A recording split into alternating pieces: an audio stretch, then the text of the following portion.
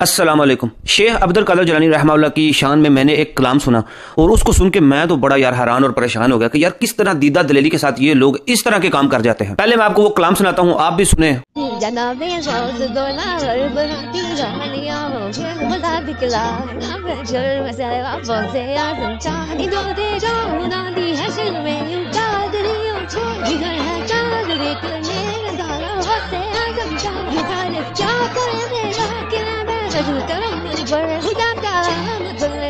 سب سے پہلے تو میں آپ کو روزے محشر کے بارے میں بتا دوں گا۔ اللہ تعالیٰ نے جس دن سے سب سے زیادہ قرآن میں ڈرایا ہے وہ یہی دن ہے کہ روزے محشر جو ہے وہ جزا سزا کا دن ہے۔ میں آپ کو بتانا چاہتا ہوں کہ روزے محشر کی اس سے بدتر گستاخی آج تک نہ کوئی یہودی کر سکا، نہ کوئی کافر کر سکا، نہ کوئی منافق کر سکا۔ جتنی بدترین گستاخی اور مذاق آج کل کے جو نام نہاد کلمہ گو مسلمان ہیں وہ کرتے ہیں۔ اللہ تعالیٰ جو ہے وہ کہہ رہا ہے کہ اس دن لوگ کہیں گے کہ یا اللہ میں تیرے سے اپنے ماں باپ، بہن، بھائی، بیٹے ان کا سوال نہیں کرتا، تو ان سب کو لے لے لیکن میری جان بخش دے۔ یہ لوگ کہہ رہے ہیں کہ شیخ عبد القادر جیلانی اس دن جو ہے آرام سے کھڑے ہوں گے، دولہا بن کے کھڑے ہوں گے۔ انہوں نے روزے محشر کو ایک جو ہے نا شادی کا دن بنا دیا کہ وہ دولہا بنے ہوں گے اور جن کو ہم اولیاء اللہ سمجھتے ہیں وہ جو ہے ان کے باراتی ہوں گے اور قادریوں کو آواز آئے گی، لو جی قادریاں دیتے مزے نے، اب رہ گئے ہم جیسے لوگ۔ ہائے بچوں اپنی خیر ملا لو، قادریاں دیتے مزے نے، قادری تو بخشے گئے ان کو تو ان کے دولہا نے جن کو جو ان کے باراتی اولیاء ان کے بن کے آئے ہوں گے، اور یہ ساتھ میں بگانی شادی میں عبداللہ دوانہ بن کے کھڑے ہوں گے۔ تو اللہ ہی بچائے ایسے لوگوں سے یار، کس طرح دیدہ دلیری سے یہ اللہ کی روزے محشر کی جو ہے گستاخی کر رہے ہیں اور کوئی ان کو پوچھنے والا نہیں۔ کیوں نہیں پوچھنے والا؟ کیونکہ یہ لوگ سمجھتے ہیں کہ یہ اسلام کے جے کانت شکرے ہیں اور کوئی ان کو پوچھ نہیں سکتا، جو یہ دل میں آئے کر سکتے ہیں۔ اب دیکھیں گے کہ اللہ کو چھوڑ کے اسلام میں جو دوسری ہستیاں کرام ہیں، اولیاء اللہ جن کو یہ کہتے ہیں، ہمارے صحابہ کرام ہو گئے، رسول اللہ صلی اللہ علیہ وسلم ہو گئے، مطلب جو اللہ سے ہٹ کے دوسری ہستیاں ہیں، ان کے اوپر تو گستاخی کے قوانین بنے ہوئے ہیں، ان کو سزائیں ملتی ہیں، ان کو ہی زیادہ ہائی لائٹ کرتے ہیں۔ لیکن جو بندہ اللہ کی گستاخی کرتا ہے، اللہ کی اس طرح کی توہین کر جاتا ہے، اللہ کے روزے محشر کی اس طرح کی بدترین گستاخی کر جاتا ہے جو کہ کفار بھی نہیں کر سکتے، ان کے اوپر کوئی ابھی تک قانون نہیں بڑھا، کوئی ان کو پوچھنے والا نہیں۔ اہل حدیث بھی جو ہیں وہ اپنی توحید، اپنا سب کچھ چھوڑ کے انجینئر محمد علی مرزا صاحب کے پیچھے پڑے ہوئے ہیں۔ کیوں؟ ان کی جو روزی روٹی کو لات پڑ گئی ہے، اور جتنے بھی اہل حدیث کے ماننے والے ہیں وہ ان کو سوالات کرنا شروع ہو گئے ہیں کہ تم لوگ تو یزید کو اپنا ابو مانتے ہو، حالانکہ حدیثوں میں یہ ہے، انجینئر صاحب نے یہ بتایا ہے، یہ ان کا حوالہ ہے۔ ان کو اپنے لالے پڑے ہوئے ہیں، توحید سے ان کا لینا دینا ہٹ چکا ہے۔ تو باقی رہے دوسرے دیوبندی حضرات، تو ان کے جو بڑے ہیں وہ بھی اس طرح کی چیزیں لکھ کے گئے ہیں کہ ان کا دھوبی تھا، قبر میں گیا۔ خیر، میں آپ کو حدیث شفاعت بتا کے نا اس کے اوپر یہ والا قصہ تمام کرتے ہیں۔ اگر آپ صحیح بخاری کے حدیث نمبر 4476 کھولیں گے نا تو اس میں جو ہے لوگ اللہ سے اتنا ڈر جائیں گے، مومنین، وہ کہیں گے کہ آج ہم اللہ کے حضور کسی کو سفارشی بناتے ہیں تو سب سے پہلے آدم علیہ السلام کے پاس جائیں گے۔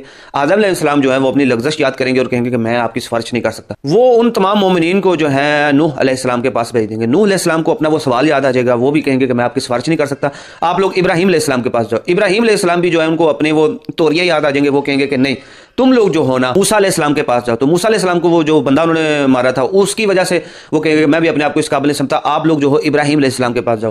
جب امت ابراہیم علیہ السلام کے پاس جائے گی تو وہ بھی کہیں گے کہ میں اپنے آپ کو اس قابل نہیں سمجھتا، آپ محمد صلی اللہ علیہ وسلم کے پاس جائیں۔ اس طرح وہ تمام انبیاء سے گھومتے ہوئے رسول اللہ صلی اللہ علیہ وسلم تک پہنچیں گے۔ یاد رہے کہ اس حدیث شفاعت میں کہیں بھی شیخ عبد القادر جیلانی المعروف غوث اعظم کا کہیں بھی ذکر نہیں ہے، کیونکہ وہ تو پیدا ہی 500 سال بعد ہوئے ہیں، ان کا ذکر کہاں پہ ہونا ہے۔ خیر، ان کا یہ خود ساختہ عقیدہ گستاخی پہ مبنی ہے جو کہ سراسر گستاخی ہے۔ نبی کریم صلی اللہ علیہ وسلم جب اللہ کا دیدار کریں گے تو وہ سجدہ ریز ہو جائیں گے، تو پھر اللہ کے حکم سے وہ سر اٹھائیں گے، اللہ تعالیٰ ان کو کہے گا کہ آپ اپنی امت کی شفاعت کریں، اور نبی کریم صلی اللہ علیہ وسلم کو شفاعت کی اجازت دے دی جائے گی، لیکن اس میں بھی ایک حد مقرر ہے۔ یہ نہیں کہ رسول اللہ صلی اللہ علیہ وسلم اپنی تمام امت کی سفارش کر دیں گے، نہیں، ایسا نہیں، آپ کے لیے حد مقرر کی جائے گی۔ وہ حد کیا ہے میں سمجھاؤں گا، آپ کو سمجھ نہیں آئے گی۔ آئیے باباؤں کے بابا انجینئر محمد علی مرزا صاحب سے سمجھتے ہیں کہ نبی کریم صلی اللہ علیہ وسلم جب شفاعت کریں گے تو وہ کیسا سینیریو ہوگا۔ نبی علیہ السلام فرماتے ہیں جب میں آخری دفعہ دوزخ کی طرف جاؤں گا اپنے امتیوں کو نکالنے کے لیے جو اللہ میرے لیے تعداد مقرر کرے گا، اس کے بعد مجھے دروغہ دوزخ مالک علیہ السلام کہیں گے کہ اللہ کے نبی علیہ السلام اب آپ کا کوئی امتی دوزخ میں نہیں ہے سوائے اس شخص کے کہ جس کو قرآن نے جنت میں جانے سے روک لیا ہے، اور وہ کبھی بھی جنت میں نہیں جائے گا، اس کو آپ بھی جنت میں نہیں لے کے جا سکتے۔ قرآن نے کس کو جنت میں جانے سے روک لیا ہے؟ قرآن سے ہی پوچھ لیتے ہیں۔ انه من يشرك بالله فقد حرم الله عليه الجنه ومأواه النار وما للظالمين من انصار۔ بے شک جو کوئی اللہ کے ساتھ شرک کرے اس پہ اللہ نے جنت حرام کر دی ہے، اس کا ٹھکانہ دوزخ ہے اور وہاں اس کا کوئی مددگار نہیں ہوگا۔ حتیٰ کہ بخاری و مسلم کی حدیث ہے، اللہ نے ہر نبی کو ایک دعا دی جو اس نے اس دنیا میں کر لی، اور میں نے اپنی دعا اپنی امت کے لیے سنبھال کے رکھی ہے۔ میری اس دعا سے میری ہر امتی کو نفع پہنچے گا قیامت والے دن اس دعائے شفاعت سے، سوائے اس شخص کے کہ جس نے اللہ تعالیٰ کے ساتھ دنیا میں کسی قسم کا شرک کیا۔ شرک is the most sensitive issue in the sight of اللہ۔ अब लोग मेरे ऊपर बातें करना शुरू हो जाएंगे कि तुम लोग जो हो औलिया के गुस्ताख हो। मेरे भाई, औलिया के गुस्ताख को छोड़ो, वो तो छोटा मामला है। ये अल्लाह की गुस्ताखी हो रही है औलिया अल्लाह के नाम पे। ये अल्लाह के रोज़े महशर की बदतरीन गुस्ताखी और बदतरीन मजाक बनाया जा रहा है। यकीन करो, तुम लोगों के लिए दुनिया खेल तमाशा है। मैं अभी भी ऐसे लोगों को दावत तौबा पेश करूंगा, मौत के गरगले से पहले पहले तोबा कबूल है, इस शिरक से बच जाएं। आप औलिया अल्लाह के नाम पे उस दिन की ऐसी बदतरीन गुस्ताखी कर रहे हैं जिसके बारे में अल्लाह ताला ने जगह बजगह कुरान में आपको डराया है, आपको बताया है कि ये खौफनाक तरीन दिन है, इस दिन आपको जजा सजा होगी। उस दिन लोग अपने माल, अपने माँ बाप, बेटे बेटियां, किसी का सवाल नहीं करेंगे। वो कहेंगे या अल्लाह मेरी जान बख्श दे। कुरान पाक में तो यहां तक आया है कि कुरान पाक में एक जगह लिखा है कि उस दिन ना तुम्हारा कोई सिफारशी होगा ना कोई मददगार। लेकिन हम अतीउल्लाह व अतीउर रसूल को लेकर चलते हैं तो सही सनद से साबित है कि रसूलुल्लाह सल्लल्लाहु अलैहि वसल्लम को ही शिफात का हक हासिल है, वही आपकी शिफात कर सकते हैं। उसके अलावा जितने भी सिफारशी, चाहे आप उनको दूल्हा बना के पेश करें, चाहे आप उनके बराती लेकर आ जाएं और कादरी हो लो जी, कादरी सुन लो। अहले सुन्नत एक मकतबा फिक्र है, उसकी आगे ब्रांचें, आप अपने आप को 3 ब्रांचें जो हैं वो क्लेम करती हैं कि हम अहले सुन्नत हैं, बरेलवी, देवबंदी, अहले हदीस। अब याद रहे कि इन ब्रांचों की आगे बहुत सारी रूट कैनाल्स हैं जो निकलती हैं, जैसे कि बरेलवियों में नक्शबंदी, सोहरवर्दी, फलाना वर्दी, तेरा वर्दी, कादरी वगैरह है। तो कादरी जो हैं वो ये क्लेम कर रहे हैं कि जन्नत वाले दिन हमारे शेख अब्दुल कादर जिलानी जो हैं वो तो दूल्हा बने होंगे, सेहरा उनका सजा होगा और उनको नदा आएगी कि दीदार कर लो, गौसे आजम कर लो जी। रोज़े महशर जिस दिन सारी नजरें अल्लाह की तरफ लगी होंगी, उस दिन कादरियों को गौसे आजम का दीदार होगा।